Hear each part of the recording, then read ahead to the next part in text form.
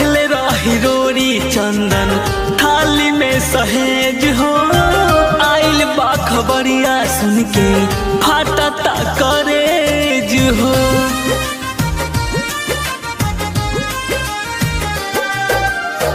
रखले रही रोरी चंदन थाली में सहेज हो।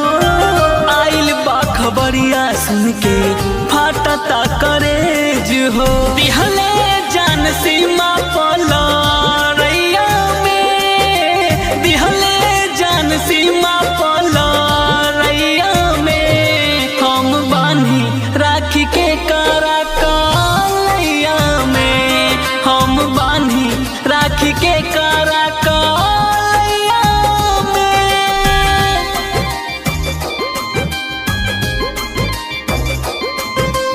म्यूजिक बाय रिसू जी।